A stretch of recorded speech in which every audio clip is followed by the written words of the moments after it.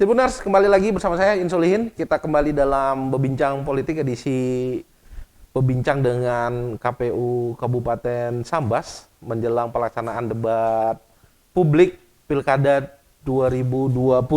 Nah, tadi Bang Martono ada menyinggung masyarakat bisa ikut terlibat memberi pertanyaan kepada 4 pasangan calon yang akan berkompetisi ini di dalam debat publik. Bagaimana caranya, Bang, masyarakat Kabupaten Sambas bisa menyampaikan pertanyaannya untuk 4 kandidat ini? Teknisnya bagaimana? Ya. Mereka bisa menyerahkan pertanyaan ini. Jadi KPU Kabupaten Sambas sudah mengeluarkan pengumuman terkait dengan hak masyarakat mengajukan usulan pertanyaan pada pelaksanaan debat publik pada pemilihan Bupati dan Wakil Bupati Sambas tahun 2020. Jadi untuk tema itu sendiri itu ada terkait dengan meningkatkan kesejahteraan masyarakat, memajukan daerah, meningkatkan pelayanan kepada masyarakat, menyelesaikan persoalan daerah,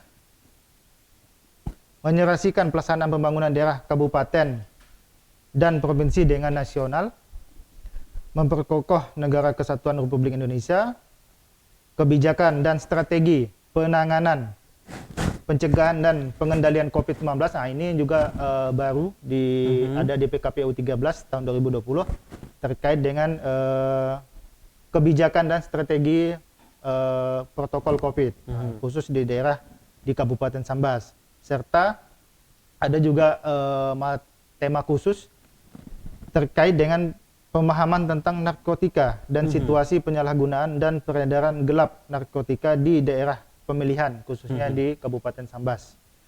Jadi usulan pertanyaan itu diajukan paling lambat 7 hari sebelum penyelenggaraan debat publik, yaitu tanggal 14 November 14 November. Oke.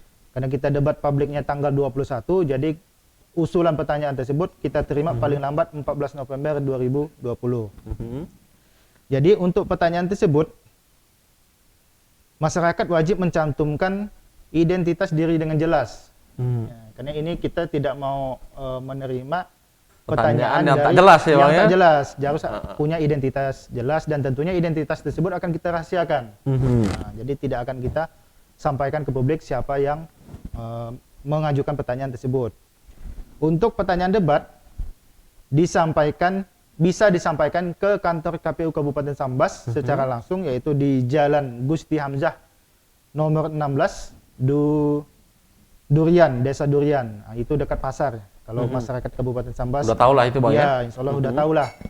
Atau disampaikan juga melalui email kita, yaitu tekmas.kpu.sambas@gmail.com. Nah, ini tentunya nanti akan wajib melampirkan juga KTP atau identitas lainnya. Karena Tinggal ketik pertanyaan, foto KTP, Siap. kirim ke email tadi ya, Bang, ya? ya, kirim ke email tekmas.kpu.sambas@gmail.com. Jadi kita tunggu sampai tanggal 14 November 2020. Oke.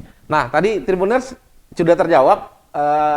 Tribuners di Sambas sana bisa ikut terlibat dalam proses debat publik ini dengan mengajukan pertanyaan. Memang karena pandemi COVID ini nggak bisa langsung ke lokasi pelaksanaan debat kemudian bertanya. Tapi KPU sudah memberikan jalan kepada Tribuners untuk tadi bisa datang langsung ke KPU, membawa identitas diri, berikut pertanyaan yang akan disampaikan kepada pasangan calon. Atau mengirimnya lewat email KPU. Nanti Tribuners bisa baca di website Tribun Pontianak, kita akan siapkan beritanya di mana Tribuners bisa menyampaikan pertanyaan melalui email KPU tadi. Iya.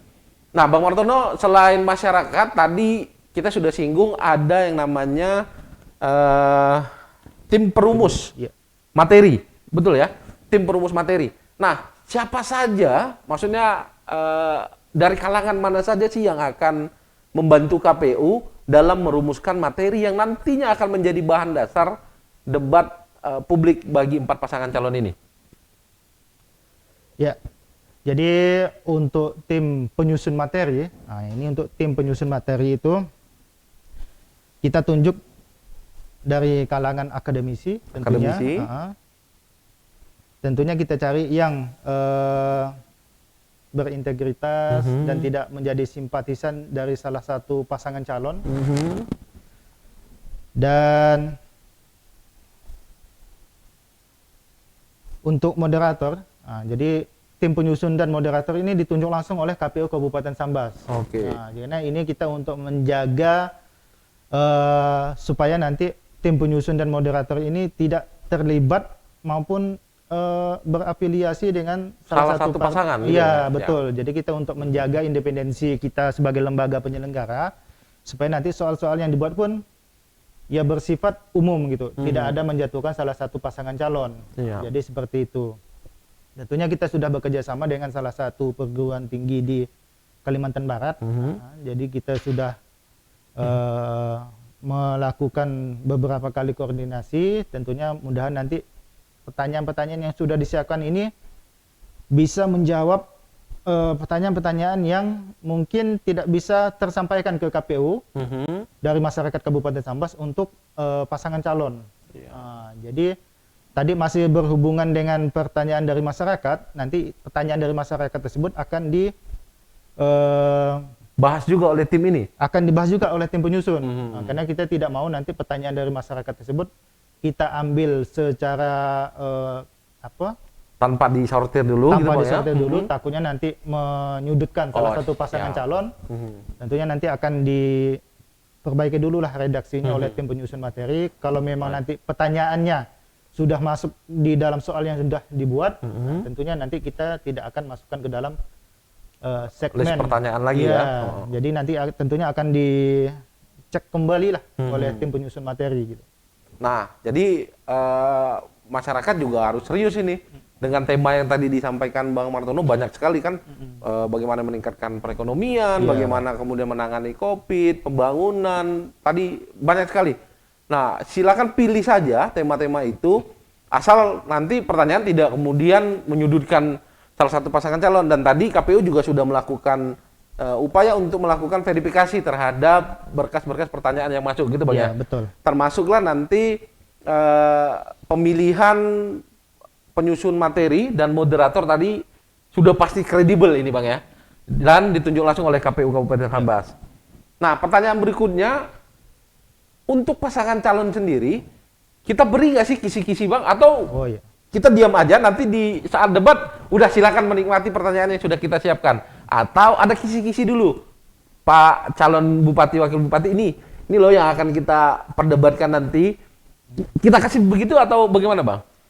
Jadi untuk materi debat itu sudah kita sampaikan dan itu memang ada di peraturan KPU. Jadi itu memang terbuka untuk pasangan calon dan terkait dengan soal pastinya tidak jauh dari materi yang sudah ada di dalam PKPU tersebut. Dan itu sudah kita lakukan sosialisasi kepada tim kampanye masing-masing pasangan calon. Jadi insya Allah mereka bisa mempersiapkan diri terkait dengan isu-isu kedaerahan sesuai dengan tema yang sudah saya sampaikan tadi. Jadi tentunya mereka tidak lagi bingung nanti kalau misalkan ada terkait dengan soal-soal sesuai tema gitu kan. Tentunya kita berharap pasangan calon bisa menyampaikan visi misi dan programnya sesuai nanti dengan apa yang sudah disampaikan kepada KPU gitu. Iya. Nah, Tribuners, artinya nanti debat kita nggak akan garing. Jadi pasangan calon sudah punya kisi-kisi apa sih yang akan diperdebatkan nanti di dalam debat publik. Nah, Bang, selain pertanyaan dari penyusun materi, apakah nanti akan ada sesi pasangan calon saling bertanya? Ya, tentunya itu akan kita siapkan ke sesi segmen khusus, yang mana nanti mereka akan saling melontarkan pertanyaan dan saling menanggapi, dan itu menurut saya di setiap debat itu wajib ya, Bang, gitu kan, walaupun memang di aturan itu memang bisa menyesuaikan, tetapi nanti kami juga akan memasukkan sesi khusus tanya jawab masing-masing pasangan calon. Tentunya nanti mereka akan melakukan teknisnya itu melakukan cabut undi. Nah, jadi bukan kita yang menentukan siapa nanya siapa, ya, tapi betul. Cabut undi. Jadi itu nanti tentunya akan bersifat lebih terbuka lah kan, bukan kita main apa.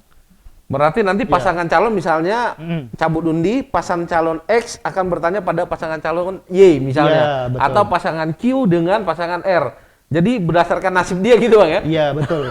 Bukan tanpa ada kemudian KPU menerapkan siapa nanya siapa gitu ya? Iya, betul. Jadi nanti mereka lah yang akan menentukan menanya siapa gitu. Oke, siap. Nah, berarti nggak bisa dendam-dendaman ini Tribuners. Iya. Jadi nggak bisa, wah ini saya mau nembak sini ya, nggak Iya, bisa betul. sudah disiapkan sama KPU bahwa nanti akan cabut undi. Iya, betul. Oke, siap.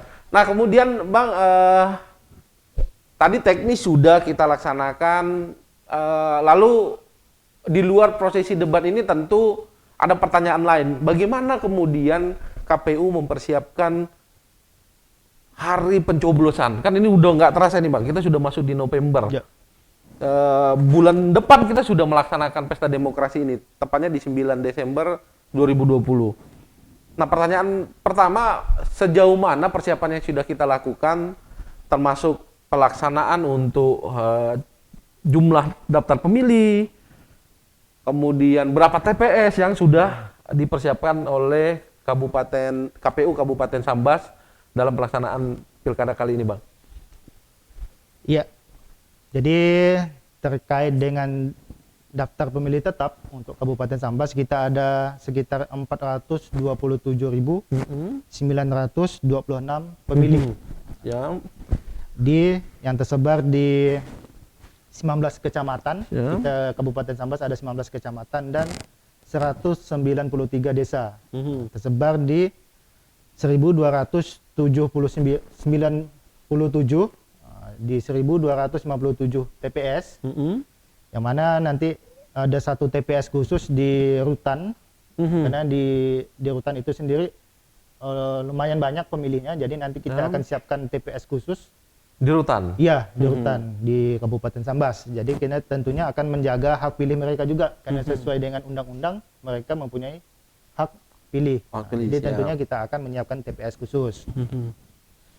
Jadi terkait dengan kesiapan KPU Kabupaten Sambas di hari H nanti, yaitu Rabu 9 Desember 2020, kita sesuai dengan PKPU 6 tahun 2020 tentang pemilihan di masa pandemi. Ini PKPU yang pertama sekali keluar terkait dengan pemilihan di masa pandemi, itu diatur bahwa di TPS nanti itu akan ada hal-hal baru yang tidak ada di pemilihan sebelumnya.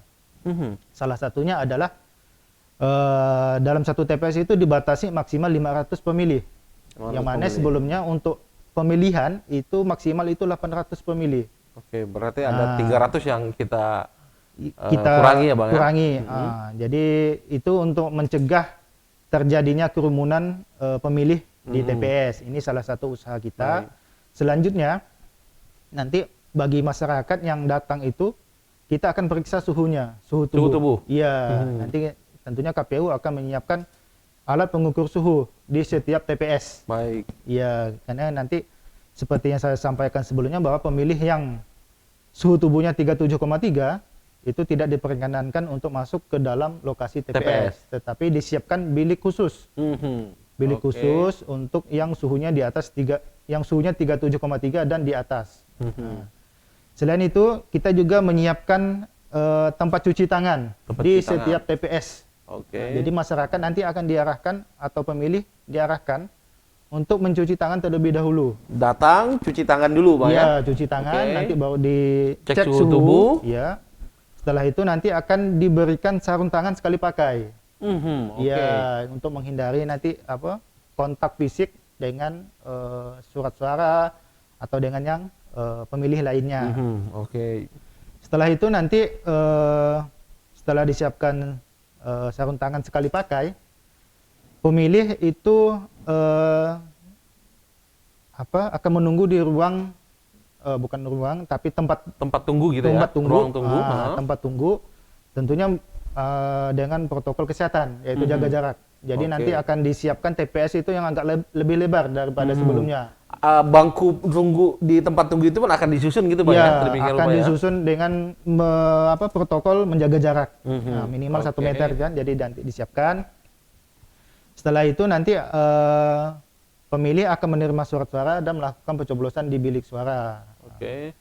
Untuk pakunya nanti akan rutin dilakukan penyemprotan oleh petugas.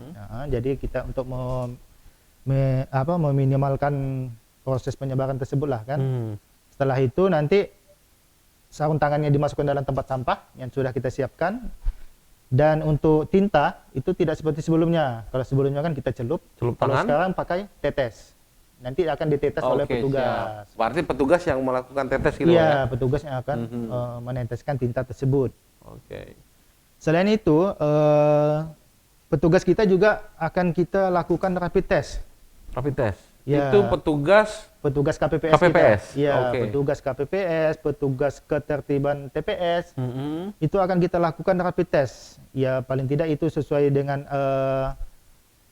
peraturan KPU bahwa KPPS itu harus sehat. Mhm, Nah, jadi siap. kita tidak mau petugas kita yang melakukan Justru menjadi penularan ya? Iya, yang menyebarkan Oke, gitu kan, iya. yang menularkan. Jadi kita tidak mau seperti itu.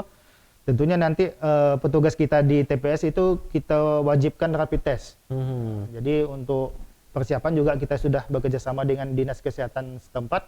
Mhm. Insya Allah tidak ada masalah. Selain itu nanti misalkan kalau ada yang reaktif, kita akan langsung melakukan swab Mhm. test. Jadi kita pastikan bahwa masyarakat datang ke TPS itu Aman aman dan kembalinya aman. dan kembalinya aman tentunya. Dan hasil coblosannya itu pun sah gitu. Siap. Nah, jadi tidak hanya datang tapi melakukan pencoblosan yang Mhm. tidak sah. Jadi mudahan Baik. nanti bisa berlangsung dengan baik lah tentunya kita Baik. harapkan Nah, gitu ya kan. Tribuners tadi sudah dijelaskan. Jadi sudah nggak ada alasan bagi Tribuners di Kabupaten Sambas untuk takut atau nggak mau ke TPS karena takut COVID. Iya, betul. Pencegahan sudah dilakukan, datang saja sudah disediakan cuci tangan, mau masuk termoscanner diperiksa suhu tubuh, mau masuk ke ruang tunggu dikasih sarung tangan, disiapin nanti dipanggil, pencoblosan dilakukan, paku yang digunakan diinspeksan berkala, Iya. kemudian tinta juga nggak dicelup lagi tapi ditetes. Jadi sudah nggak ada alasan bagi teman-teman di Kabupaten Sambas untuk tidak melakukan pencoblosan. Nah kemudian terkait hak untuk memilih ini, Bang. Oh iya. Tentu sudah tadi jumlah DPT kita 427.926 Ya. dan ada 1.297 TPS. Nah, bagaimana bagi masyarakat yang nggak masuk, Bang, di dalam data pemilih ini? Kan kita tahu Sambas dan beberapa daerah lainnya ini kan berbatasan langsung dengan Malaysia. Mungkin saja ada masyarakat kita yang bertugas di luar Sambas, misalnya di perbatasan Malaysia misalnya. Kalau saja nama mereka nggak masuk di dalam DPT ini, bisakah mereka memberikan hak pilih mereka? Dan bagaimana caranya mereka bisa mendapatkan hak pilih itu? Ya. Jadi bagi masyarakat Sambas yang masih belum terdaftar dalam DPT, itu masih bisa menyalurkan hak pilihnya tentunya dengan syarat bahwa sudah memenuhi syarat. Itu kan minimal 17 tahun, tahun. sudah atau pernah menikah, nah, itu yang penting, dan sudah melakukan perekaman KTP elektronik. Jadi syarat untuk memilih itu kan KTP elektronik atau mungkin suket yang diterbitkan oleh Dinas Pendudukan setempat. Catatan sipil, Nah, oke. Jadi ini menjadi salah satu syarat bagi masyarakat yang belum masuk dalam DPT. Jadi khusus ini biasanya bagi pemilih pemula yang mungkin pada hari ini masih belum punya hak pilih. Masih 16,10 Iya. bulan, Iya. misalnya kan? Tapi nanti 9 Desember dia sudah 17 tahun. Nah, jadi Dinas Pendudukan dan Catatan Sipil Kabupaten Sambas itu akan membuka pelayanan sampai hari H. Jadi sampai jam 12 infonya mereka akan membuka pelayanan yang mana nanti bagi adik-adik pemilih pemula ini yang masih sekarang 16 tahun tapi hari H nanti 17 tahun, itu bisa langsung memproses perekaman KTP elektronik. Nah, jadi seperti itu. Pergi rekam dulu baru nyoblos. Iya, Gitu kan? betul. Oke. siap. Jadi seperti itu. Sedangkan bagi masyarakat Kabupaten Sambas yang pada hari H mungkin berada di luar Kabupaten Sambas, tentunya berdasarkan regulasi itu kan pemilihan atau pencoblosan itu dilakukan di TPS yang sudah Disediakan. disiapkan. Iya. Jadi karena di TPS itu hanya ada di dalam Kabupaten Sambas, otomatis yang di luar Kabupaten Sambas tidak bisa melakukan pencoblosan. Jadi kita harapkan kepada masyarakat Kabupaten Sambas yang Kuliah atau bekerja di luar, kita harapkan nanti pada hari H bisa kembali pulang ke Sambas untuk melakukan pencoblosan. Baik. Ya, jadi seperti itu dia. Tentunya kita berharap yang di luar ini bisa membantu meningkatkan partisipasi masyarakat lah, karena ini kan dari kita masyarakat Sambas untuk masyarakat Sambas juga gitu kan, bukan untuk siapa lagi, tapi untuk masyarakat kita Kabupaten Sambas. Kalau bukan sekarang, kapan lagi gitu kan bisa berkontribusi untuk daerah kita. Baik. Nah, Tribuners tadi sudah dijelaskan kalau Tribuners yang masih saat ini berusia misalnya 16,10 atau 11 bulan, 11 maka di bulan. Desember nanti tepat 17 tahun, maka jangan bersedih hati. Iya. Masih bisa mencoblos. Tentu teknisnya datang dulu ke Dukcapil, Iya. melakukan proses perekaman, baru datang ke TPS. Iya, betul. Itu TPS-nya bebas atau sesuai domisili, Bang? Itu sesuai domisili. Sesuai domisili. Iya. Nah, memang agak berat bagi teman-teman yang berada di luar ini. Iya. Kalau di Pontianak sih bisa kebut balik sebentar, Bang. Kalau di balik subuh kan, kalau di Jakarta atau tidak akan susah nih ya. Nah, tapi ini sudah diatur oleh regulasi kan, Iya, Bang, tidak betul. bisa kita kemudian menyalahi regulasi yang sudah ditentukan. Nah, kemudian hari ini masih dalam proses kampanye, Bang. Iya. Kampanye masih berlangsung. Nah, kemudian sejauh ini bagaimana evaluasi KPU terhadap proses jalannya kampanye? Kan kemarin sudah ada regulasi tuh, kampanye nggak boleh terbuka, kalaupun di tempat di ruangan harus dibatasi minimal 50% dari kapasitas ruangan. Nah, sejauh ini bagaimana jalannya kampanye di Kabupaten Sambas, Bang? Ya, untuk tahapan kampanye di Kabupaten Sambas itu sendiri, jadi sampai sekarang ini kita belum ada menerima rekomendasi maupun putusan dari Bawaslu Kabupaten Sambas terkait dengan pelanggaran, baik itu terkait dengan protokol COVID-nya atau lainnya. Tapi tentunya kita berharap ini bisa berlangsung dengan baik sampai selesai, sampai tanggal 5 Desember 2020 nanti.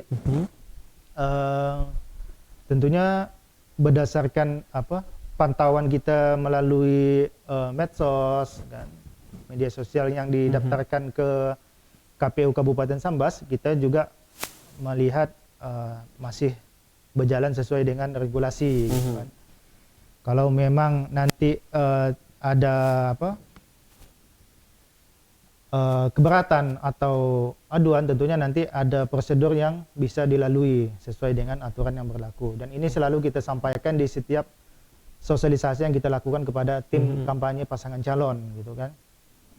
Terus untuk kegiatan kampanye di Kabupaten Sambas sendiri memang itu masih banyak dilakukan secara tatap muka. Walaupun memang di aturan yang terbaru itu bisa dilakukan secara daring. Daring, betul. Ya, atau streaming di media sosialnya masing-masing. Tapi ini memang masih belum kita ada temukan terkait dengan STTP atau izin kampanye yang disampaikan ke KPU. Jadi izinnya itu masih kampanye tatap muka. Tatap muka ya. Belum ada kampanye baik secara daring atau media sosial. Jadi memang masih belum ada. Padahal selalu kita sampaikan bahwa kita sarankan mereka untuk melakukan kampanye itu di media sosial dan media daring gitu kan. Tapi memang justru konvensional masih ini, Bang, ya. Tapi kampanye konvensional itu masih menjadi pilihan. Mungkin dengan alasan sulit sinyal di Sambas gitu kan. Jadi mereka masih melakukan kampanye baik tatap muka secara langsung, dialog maupun pertemuan terbatas. Terkait dengan kampanye 3 metode tersebut, itu untuk peserta itu dibatasi 50 orang. Itu jadi menjadi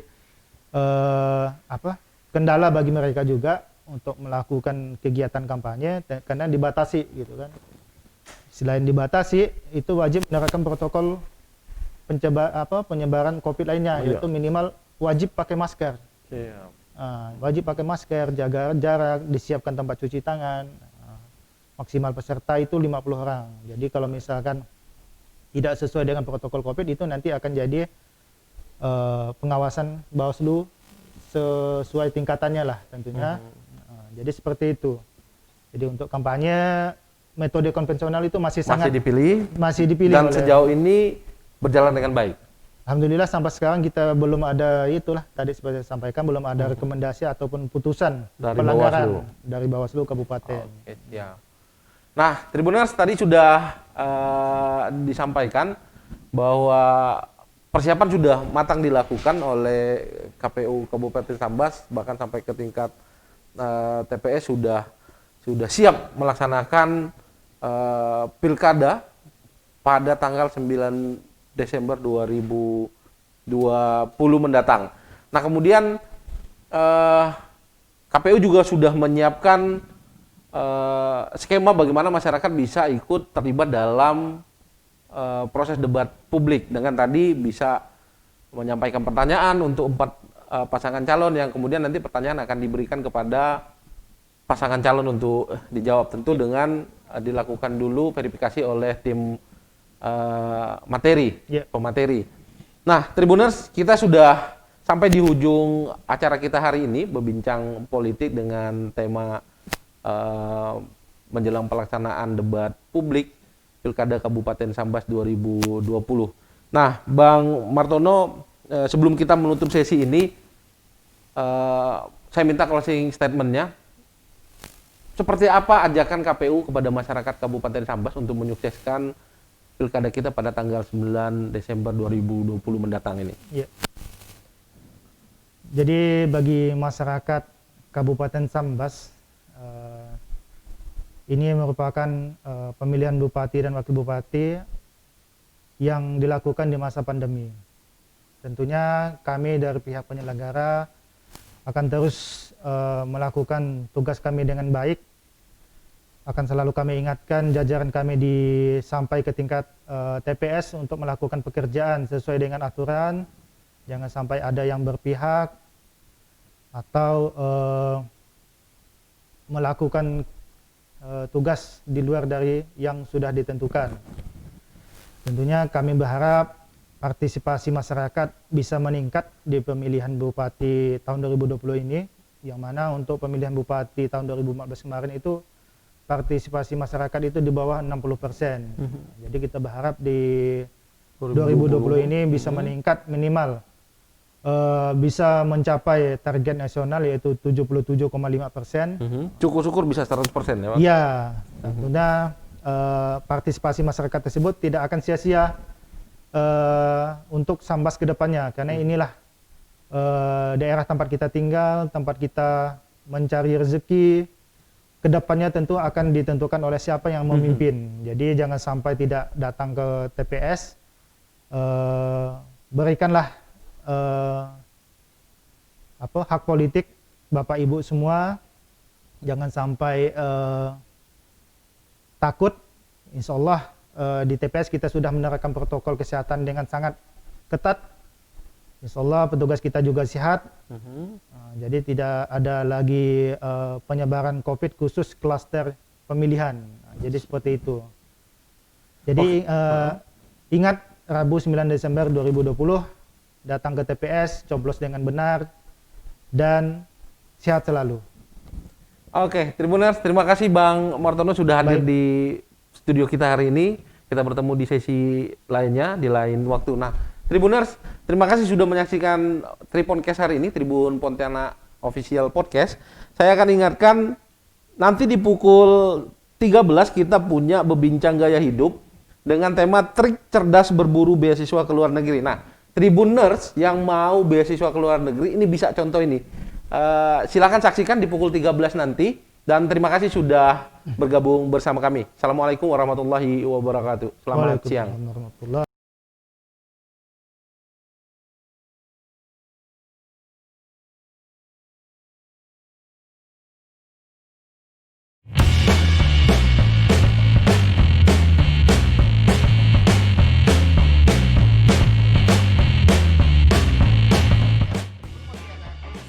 Podcast.